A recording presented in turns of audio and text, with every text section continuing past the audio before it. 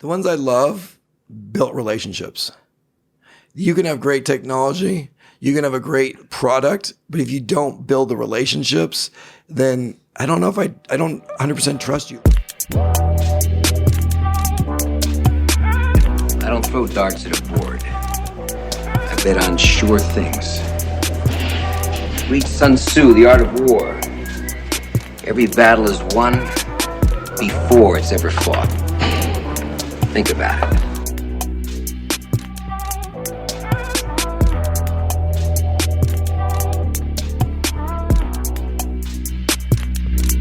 Hey guys, I'm here with Paul Kankowski. We just wrapped an episode on all things systems and process. We went deep. We talked about the tech, we talked about the culture, we talked about the value add and what you can get from making that kind of an investment. It's a pretty dope episode. I think you're going to enjoy it. Check it out.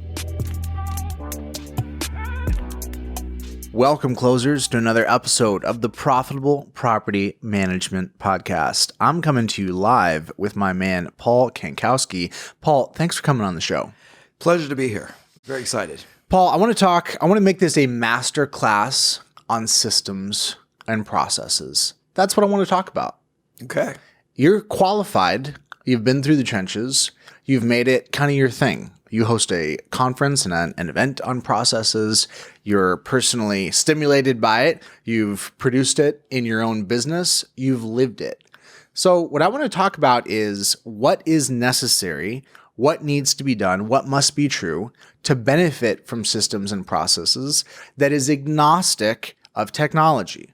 Where people want to go is what tech, what platform, what software, as if that's the solution.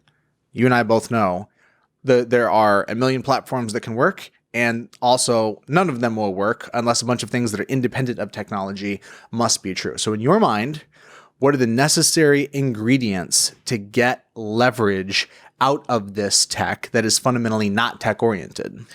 Well, just to get on the technology, I'll start with that part of it. Technology is essential to make your job easier. It's not going to make you a good process. It's not going to make you a good property manager. But if it can take away silly things so that you can concentrate on more important things, that's the role of technology. But if you take technology and you have a crap process, well, then you're going to just be feeding crap. On steroids. Yeah. You're just doing it like where you don't even know that the email is going out and it's crap.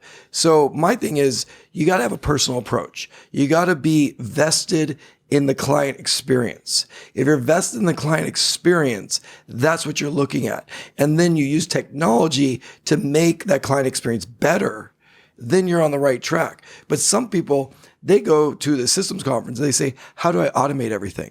How do I get Zaps and Zapiers and Zap it all so everything gets done without me doing any work? And I said, well, you can automate, but you're going to automate crap and you're going to just be getting more crap out there.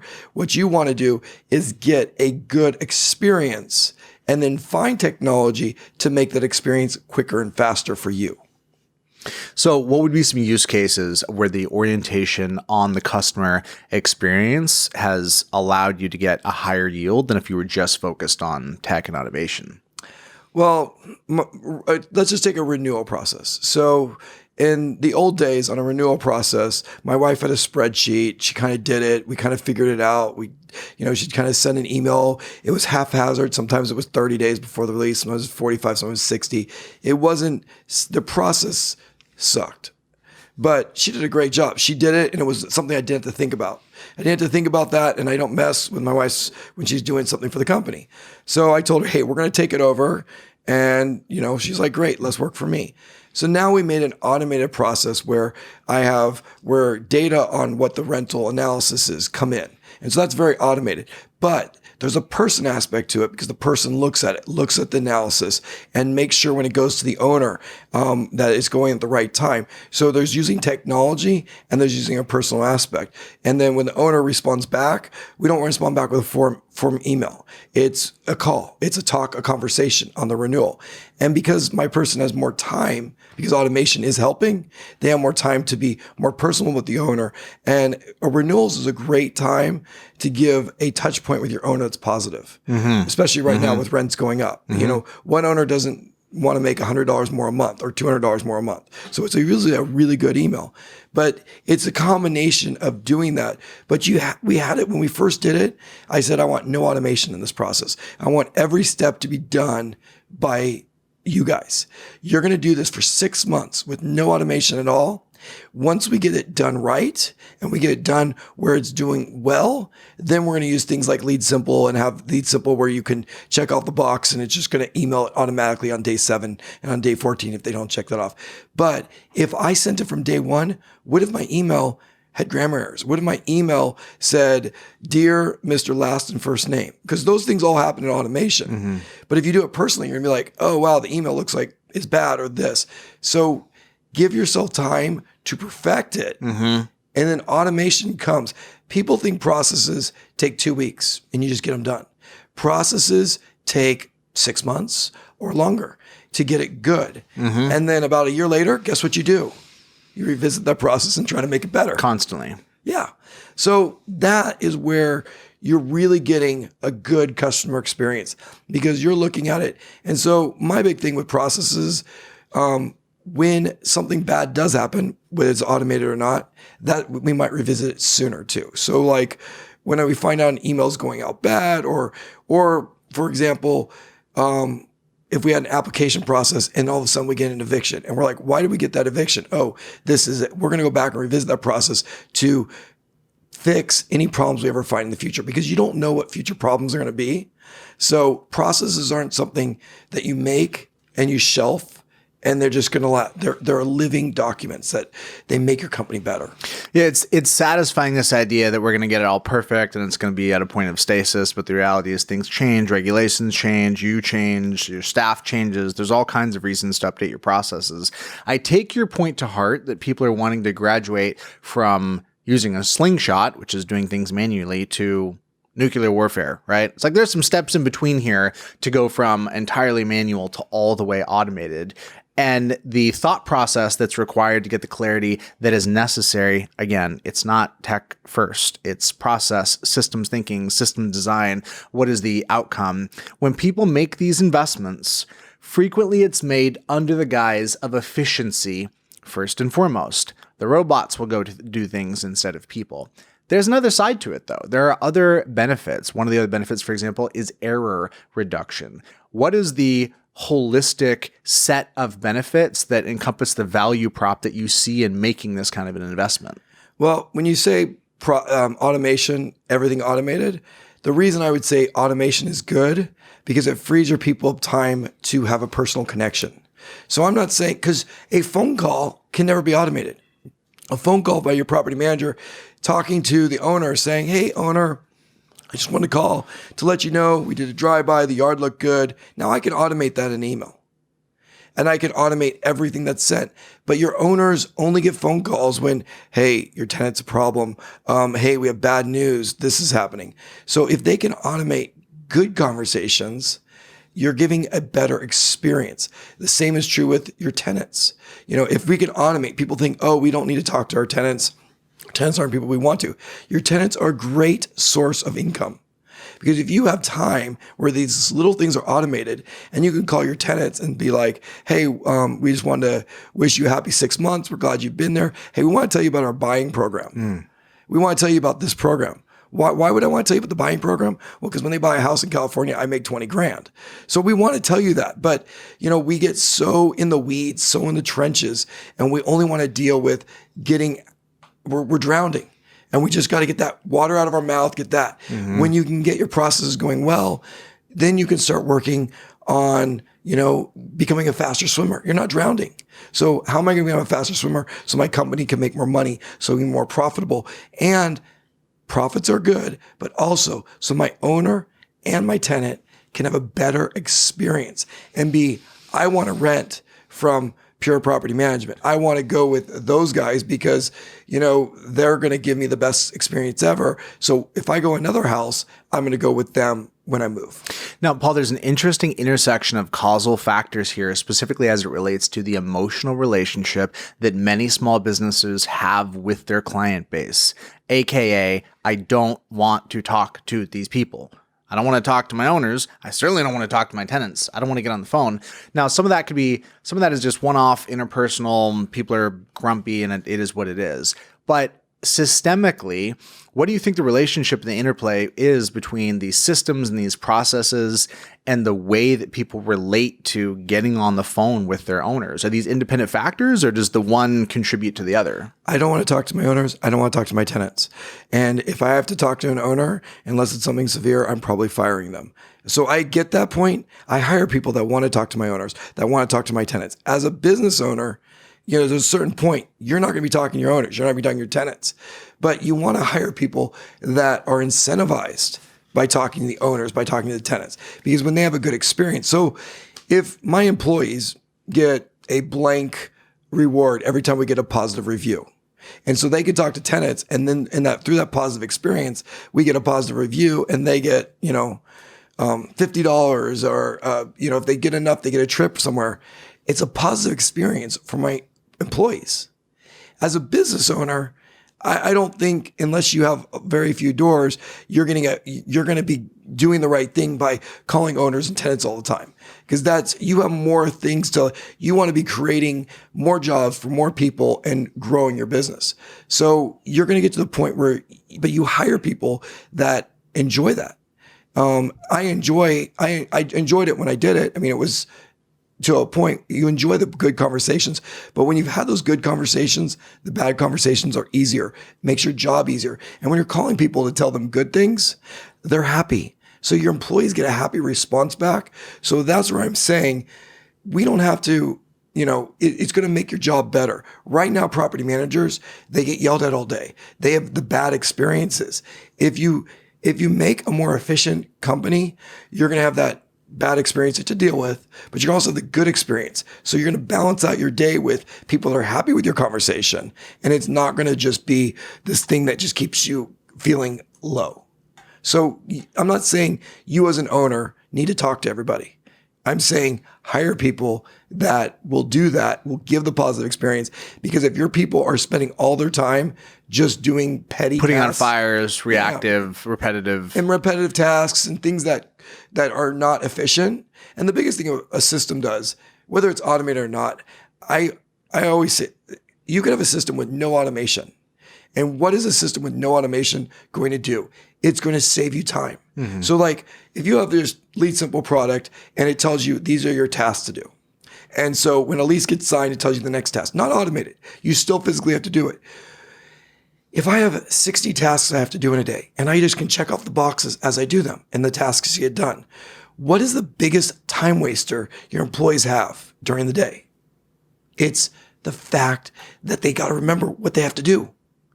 And so they're like, because, so they either have to make a list on paper, they have to go write something down, or they forget to do it. And it's always this stressful. I always had the people that said, at the end of the day, I write all my tasks on a paper of what I need to do the next day. Mm-hmm. So if you can have a system that will tell you what you have to do the next day, you're not wasting a half hour at the end of the day trying to figure out what you do the next day. So that's where, and when you can have something tell you what to do, and when you can do that, you can let that stuff go out, those stresses, those worries. Oh, did I get all the leases out? Did I get these signed? Well, you don't have to worry about that because the product's going to tell you if you didn't do your job. Mm-hmm. And so as a business owner, I like it because I can click on each person's name and be like, oh, they have 14 tasks today. Oh my gosh, John has 25 overdue tasks. Hey, John, what's happening? Why are you overworked? What can we do to help you? How can I help someone help you? So I can tell that John's being overworked before John starts to burn out.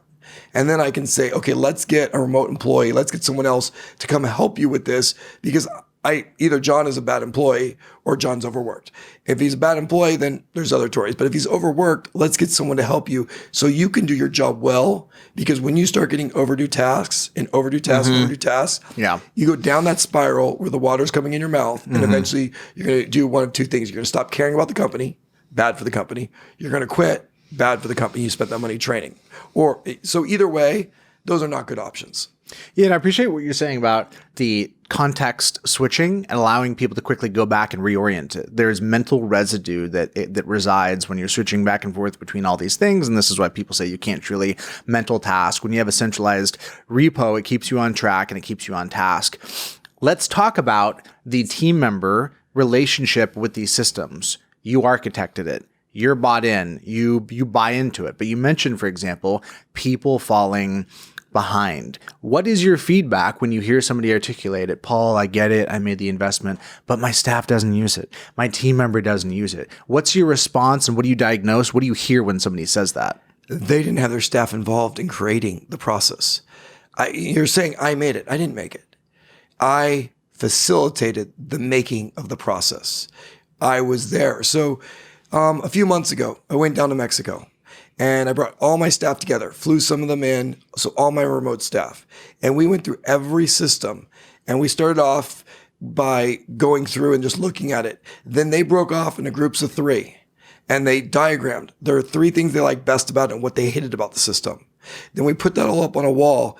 And then we came up with to-do lists. Like, we need to fix this in it. We need to fix this. We need to fix this. All that input was done by the people who did the day-to-day job. If you're a CEO, if you're a business owner and you work top down, you're a bad owner. You are not the brightest person in the room. Get that through your head. Like, I know we believe we're really intelligent, but we're not. Your job is to facilitate the people that do it every day and find out. And when they buy into it, that's their thing. The other thing I find wrong with business owners is they'll have checklists and they won't follow the checklist themselves. They won't check off the boxes. They won't do that. I'm too busy. I'm the owner. Well, if you from the top or the manager doesn't follow the process, doesn't follow the steps, what are you telling the people that are in the trenches? Well, if the owner doesn't follow it, why do we have to follow it? So that is the key. Like, if I get called out, like, the only thing I have to do on the leasing process is sign the lease. If I sign a lease very quickly, it comes an email, push a button, sign it, move on. But if I don't go into the process and check the box off that I did it, I tell my staff to call me out on it. Because I want to make sure that, so I do it every single time. But when I sign it, guess what I look at? Hey, why didn't the person in front of me check off their 3 boxes? And I send an email immediately and they're like, oh man, he really looks at the process. So we all are accountable for it doesn't matter who you are. If you have the same rules that you give to your staff, then life's going to be good. If you play by different rules because I am God and I'm all powerful because I'm the owner of the company, then your processes are going to suck. If you give yourself too much leeway, too much permission to be exempt from the rules that everybody else is subject to. Yeah, you have to, if you tell people, we're going to wear a shirt and tie to work, which we would never do, but you better wear a shirt and tie to work. Right. You wouldn't go to work and tell all your employees wear a shirt and tie and be CEO and walk in flip-flops. Like, that would just be like a smack in the face, like, oh, he makes us dress this way. The same, and that's a very 1980s thing. Like, no one wears a shirt and tie to work. But the same is true with a process, which sounds very different. The same is true with a process. If you tell everybody, we're going to do this, this, and this is a requirement, and if you don't do this and you do it 3 times, you're going to, we're going to have a conversation, we're going to have retraining, whatever it's going to be, and you don't do it and you don't get consequences, then how's that fair? Paul, my thesis and my strong belief here is that the nature of the work in this industry is changing and transforming. Property management 1.0, 2.0, 3.0, we've gone from everything being done manually in the field to now having some tech enablement, do what you were already doing better with tech, to now transitioning to a 3.0 paradigm where the majority of the work, the real work, is meta work. It is digital first. And yeah, you go off the property if you need to, but the building of the rails on which the work flows becomes the real work, the design of the systems. And so an example of this would be, oftentimes people interact with systems that they feel like are more complex than they've been used to. Classic example would be Zapier, for example. It's powerful, but it's also honestly a big buzzkill for a lot of people. Now, is it because the system is too complex? Maybe. I think many people could figure it out. What I do think is that there's an identity gap where they look at something like Zapier, Lead Simple, Process Sheet, whatever the tool is, and the identity gap looks like this. They say, that's not my job. I just have to figure out this tech in order to do my real job, which is over here. And my strong belief is that the people coming into the business right now, the current generation coming in, are going to invert that. And they are going to view the digital work and the system design as the actual real job. Not a secondary thing, but that as being the primary thing. Are you seeing shifts in how business owners are relating to what exactly their job is and some blurring of what those traditional roles have been. I disagree with I believe the shift I believe the viewpoint of that shift is there, but I don't agree with it. I believe that yes, we have technology, we have all these things going, but I believe the person that's going to win the cheese, the person that's going to be customer service related. Amazon, for example. Before Amazon, you got a package in 2 weeks, you were happy. You were like, oh my gosh, I got it in 2 weeks. Now Amazon says, hey, it's going to be 3 days. And you're like, 3 days? Seriously? I have to wait 3 days? Like, our expectations as a society is going up and up. Going up and up and up and up. So do you think that this generation renting houses is going to expect that their maintenance is done in 2 weeks? That they're going to expect if Amazon can deliver a package the same day, you can get a plumber out to fix my sink the same day. And so technology helps us with that, but that's also a customer experience. So I was all about customer experience, and, I had like 100 reviews, and I think I have 2 that are not 5-star. So we were all about really getting into that. I sold to Pure Property Management, and one of the reasons that I believed in when I went with them was because they are, we have 14,000 doors right now, but they were all about customer experience, customer support. We want to make the best customer experience in the industry. We want to take the best brains in this game, and we want to figure out a way that we can continue to increase the customer experience point. Because if we don't, we had that company in Detroit that was all about, we're just going to be automated. We're going to charge you like $10 a month, and we're just going to, everything's going to be technology, and there's going to be no human aspect. And it was complete failure, because you have to have that human aspect. But if you take technology to decrease your BS time, and you use that time to figure ways of, think about it. Filter Easy, Second Nature, it's all about the resident experience.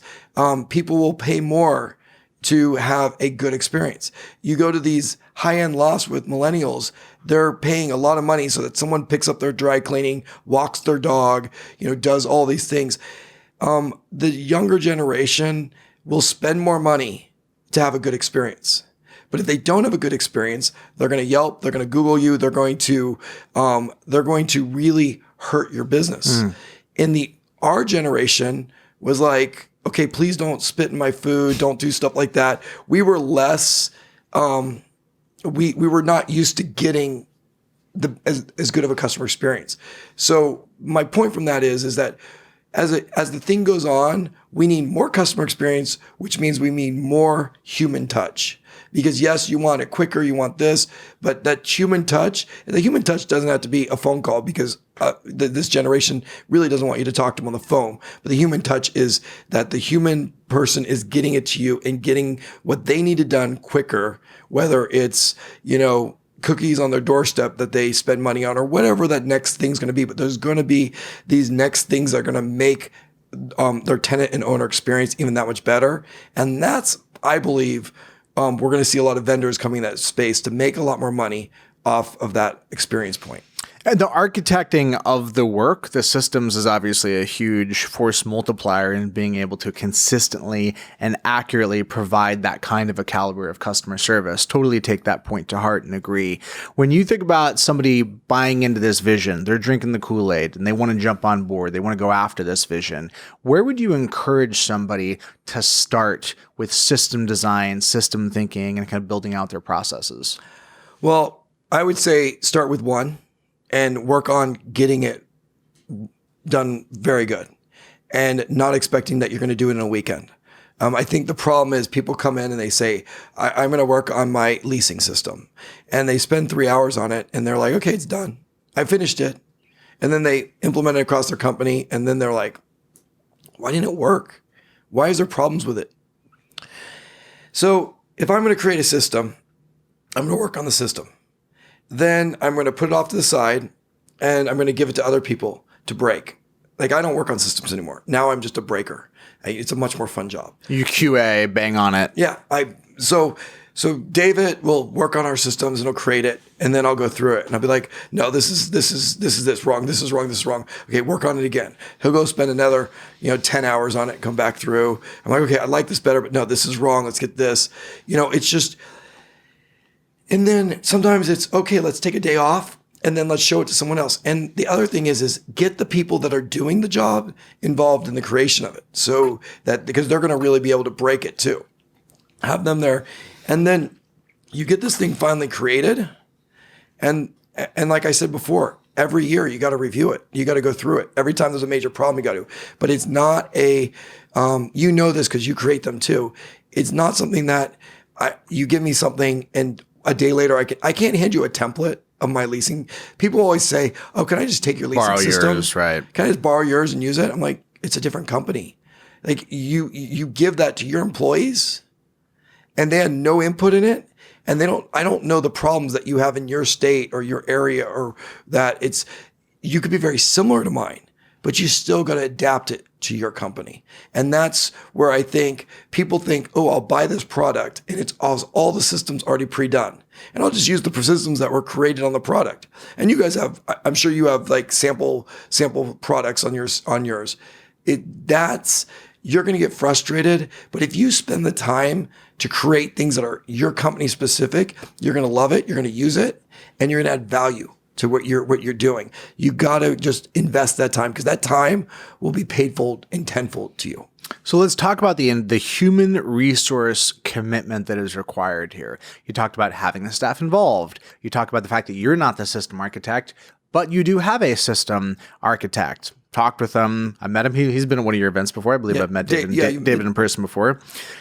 What is the investment that you think most small business owners, most PMs should be ready to make on the human side? Do they need a process or a systems architect? How much of that brain power is required to really get the yield here, knowing it's not a one-time project? It's not a get it done in 3 months. It's kind of an ongoing need. So at a certain point, you're going to love your systems. You're going to love what's going on, and you might get a systems person for your company if your company's big enough. But I would suggest so we do sell our systems. PM Solutions Pro, we sell our leasing process. So if I sell you my leasing process, what David does is he has a diagram, and it shows what our process is.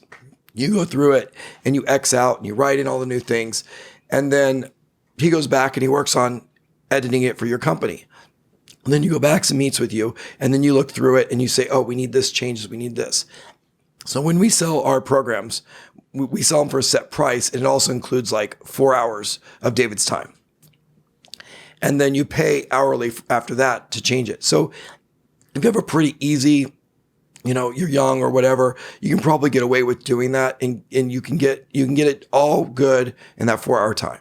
But some people are very complex and their processes are very different, you might spend 20, 30 hours revising it. But, for a bigger business, for something that's really complex, it's going to save you a lot of time and probably add a lot of money. So you can do that. You could, if you have 1,000 doors and you have a big staff, I would say having a systems implementer is an essential job. If you have 100 doors, do you really want to pay someone full-time 40 hours a week? It's got to be you. You got to do the lift yourself. Yeah, you got to be working on it. And if you have 100 doors, have someone like David who can do all the technical BS, and then you can be the hammer. You can be like, oh no, that's not going to work for me. That's not going to work for me. But then you don't have to sit there and figure out, how does a Zap work? What do I do with a Zapier? How am I going to link this? No, you can just sit there and get it so you can get it right. Because we all have our skills. And if you ask me to teach you Zapier, I'd be like, I don't know how to do that. If you ask Wolfgang Krosky, we call him our Zap King. So everybody has their skills. Go with what your skills are. When you don't have a skill in a certain area, you can spend hundreds of hours learning the skill, but you probably still won't be as good as someone who has that skill and been doing it. Or you can invest that 100 hours to keep building your business, pay someone else to help you with that skill and do what you're good at. Now, you brought up the example in the use case of somebody at 100 doors. At 1,000 doors, everything we're talking about, it feels fairly obvious. They're going to get a higher yield on the investment in the tech. For the person at 100 doors, it's an interesting use case. They're at 50 doors, 70 doors. The leverage here, the proposition is different because they're building stuff, they're building processes for them to use. It's different when you're building a process for somebody else to use, but when you're using a process for you to use, back to the lack of discipline, you can have that sense of like, I already know how to do it. It's already in my head. It is. I agree with you. It's in your head. But you have 50 doors. I agree with you 100%. Everything when I had 50 doors was in my head and I did all the work. I hired a remote employee because I wanted to do more BDM stuff.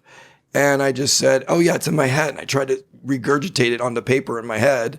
And guess what? My remote employee or whoever I got in that job didn't work out because I was a bad leader. So if you have 50 doors and you get, let's just say you do your leasing process. I want to get my leasing process so I don't deal with leasing or my renewal process or whatever process it is. You get one of those processes done. And you get it so it's done well.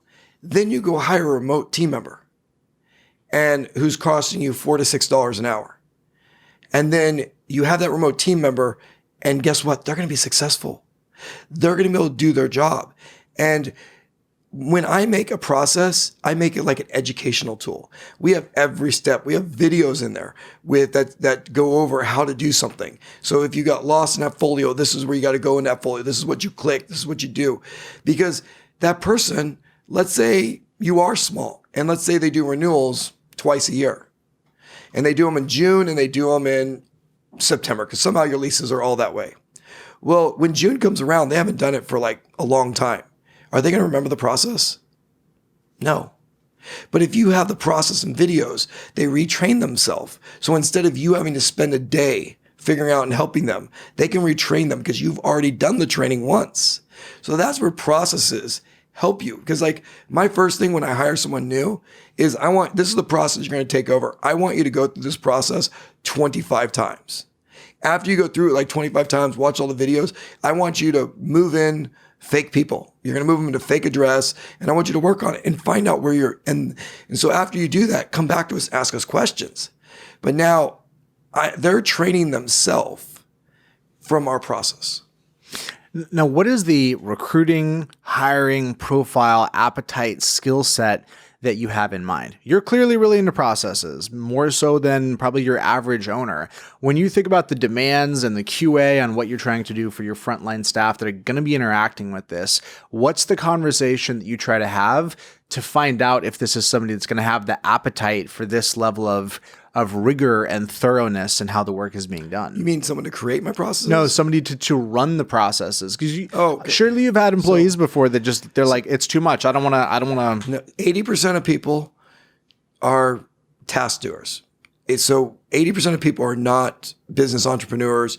80% of people like to be told what to do. They like to have a set routine and they like to finish it. Mm-hmm. That is a majority of people. There is weird people like me and you that are ADD, can't stay focused all the time, that we're always thinking, we always have to. If I had to do the same thing every day, that wouldn't be good for me. But I know from my education background that everybody learns differently, but there's a good portion of people that you give them set instructions and they will do an amazing job and they're going to be the best employee you ever had. Now, everybody's looking for the unicorn. All the people with 100 doors are looking for that unicorn. Someone that can figure out what's in your brain and do everything with no instruction. Well, guess what those people are called? Entrepreneurs. So you're trying to hire an entrepreneur and you're like, oh my God, these people suck. No, they don't suck. You didn't give them set goals. And so you're looking for that one who can just do things on their own and doesn't need guidance. That's harder to find, a lot harder to find. And then that person who doesn't need guidance, what's going to happen when they have to do the same job over and over again for a year? They're going to get sick of it. They're going to quit. They're going to go do something else. Why? Not because they don't like working for you, don't do it, because they're a type of person that has to always be doing something different. And so at the beginning, it was fun because they had to figure it out. It was things. But once it got repetitive, they move on to the next thing.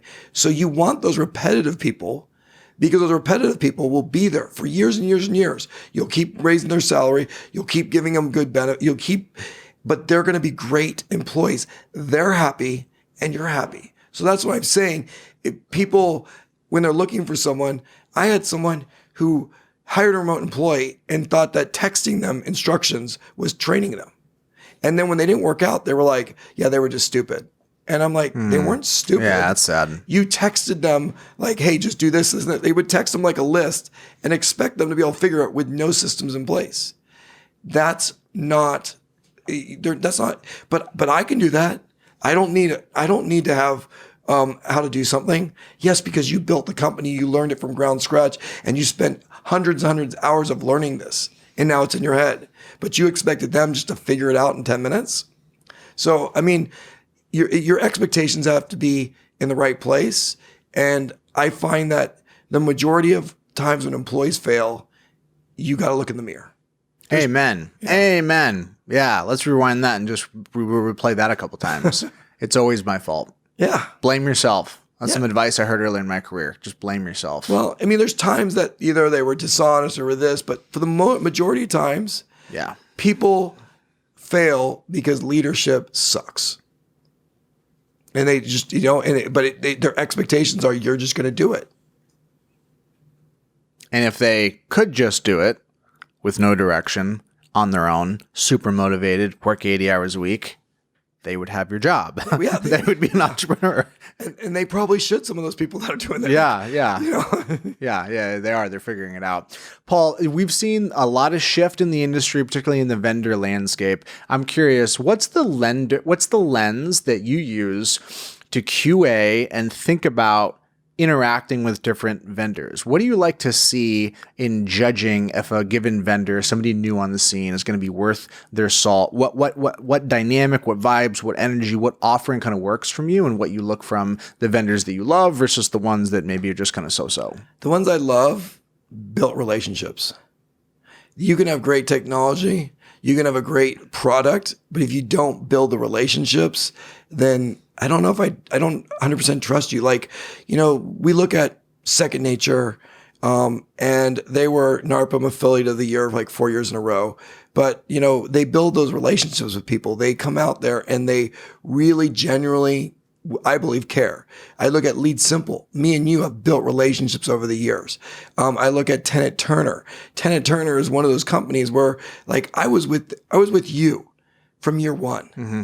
I went with you year one, and you were just a young kid, and it was just like, and I would, year one, you're talking to the CEO. I would call you and ask you questions, and you built that relationship. And of course, as years go by, you have staff and people do it. But like all those young companies that come into our space, you have a product. You might believe in your product all the time, but you also have to build that rapport. You have to build that sense of community. You have to become part of us, because then if something goes wrong and I have a relationship with a vendor, then it's like, okay, no problem. If something goes wrong and a vendor says, which one vendor once told me, I won't say the vendor's name, well, you only have 60 doors. I don't give a crap about you. I mean, it was his exact words were that, like, you only have 60 doors. And that vendor, to this day, I cannot stand that vendor. But it was like, because it made me feel like, yeah, I only had 60 doors and I was growing. But you don't know what's going to happen in my future. And so just coming to this space one of the vendors that I see that's just coming onto our space that I think they're doing a good job, and I think it's a pretty cool idea, is the pest share. Yeah, Landon, like those guys. But yeah, so like you come in with a good idea, but then you meet those guys and they're very personal, and they'll great vibe. Go out. I know if you're a vendor, you're going to one conference after another, and you don't want to be out at the parties and stuff, but go out to those things, because that's like, you can sell me, but you go out and you sit down with me and you just have a real heart-to-heart conversation about your product, then we're going to be the ones who sell your product. Because when we use your product and we believe in you, we're going to keep working hard for you. Now, Paul, what's interesting is how do you reconcile everything that you're saying with the fact that clearly there are large, successful vendors that do not feel obligated to make the kind of investment that you're describing? There's certain things that you have to have, products you have to have that you're kind of tied to, but it's unfortunate. Like you're going to use some products. Like there's going to be products you use because it's a necessity, but you're not going to be out there preaching it to other people to use their product. And that's a choice that they can make. So, you might be like, oh, and this is not a product, like Z Inspector I love, and I love Andy, but like, let's say Andy wasn't someone I love, but like, I'm going to use someone I really like. Like, let's say Andy never showed up or did something, then I would use Z Inspector because it's a great product. But would I sell Z Inspector? Would I tell other people? I wouldn't. I wouldn't be a passionate. One of your conferences talked about the passion. There was a book like The Passionate Followers, or I think you gave the book out. It was one of your PM Grows. Was it the Joey Coleman book? Never Lose Another Customer. Passion. Yes. Wasn't Joey Coleman at one of your events? Yeah, absolutely. Yeah, I got to meet him back. So like that's where I thought about. It's like, I'm passionate about some of these vendors, and Z Inspector I'm passionate about, just so you guys know. I was using an example because he's one of my really good friends, and I was with Z Inspector since his first year here. So I've been with a lot of these vendors from day one, and, people will there's been some great other inspection softwares that have come up to me, and I don't know if they have a better product or not, but I'm just like, I'm not even interested because, I know that what I'm dealing with and and I know that they're going to give me a good experience.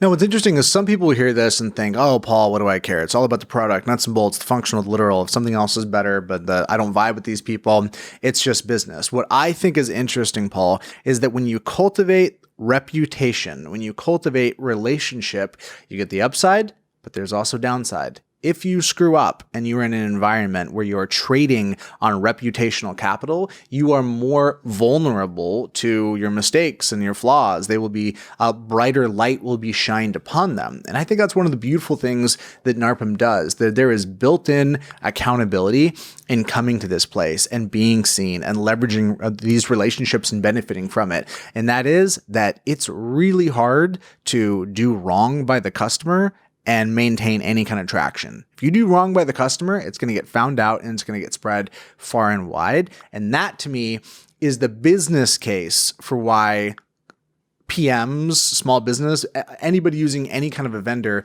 should care about working with people that maintain reputational capital and that therefore have that kind of liability and risk profile in the event that they choose to discard that.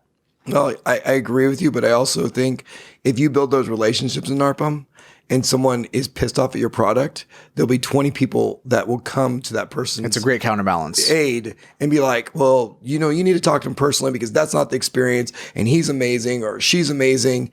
And I mean, people switch companies, they do this, and we have things. And I mean, there is a point where a product, you might switch for a product, but when in reality, a lot of products are very similar. Like this bell and whistle might be different. This bell and whistle might be different, but there's usually not like this one will shoot you to the moon in a second and this one won't. The reason I am passionate about Lead Simple is because you focus on one industry, and that's ours. We're all in. So do I think Process Street is a bad software? No. It's focused on every industry. Monday, focused on every industry. We're Lead Simple, you're focused on what property management needs, and you're not going to trying to get, people that are in construction or other things. So you go to these events, you go to my conference, and you sit there and you listen to what people like and dislike, and you try to help our industry. So to me, that's really special about the product because it's industry specific and it's really helping us out. So, I mean, those are the types of things like vendors, Filter Easy's in multiple markets, but they really their property management division focuses on property management.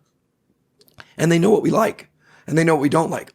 And they'll call you all the time and be like, hey, what can we do better for you? Mm-hmm. And that's where a lot of these vendors, it's kind of like I said with our property owners. You as an owner, and you call your owners and say, hey, what can I do better for you? What can I do more? Oh, you know what? I want to buy 2 more houses. You didn't call them when they were so busy. They didn't think about that. Now you just made an extra 40 grand and you just added 2 more to your portfolio because you were just so busy. You can't build those relationships. We should build the relationships as property owners. We should have our companies building it with our clients we expect our vendors to build with us. Why should there be a separation between what we want? If we expect these companies to, really care about us, why don't we now, our owners, they're just an idiot owner. No, they're not. If they are, get rid of them and move on and get good owners. They're your base. They're what's giving you your money. They're what's building your company. And your tenants, I hear it all the time sometimes. People are like, I hate my tenants. I hate my tenants. Why do you hate your tenants? They're your customer base too. They buy houses. They're living in your house. If they pay rent every month and they don't have problems and they do a good job, well, they had a repair and you didn't fix it for 2 weeks and they're pissed off.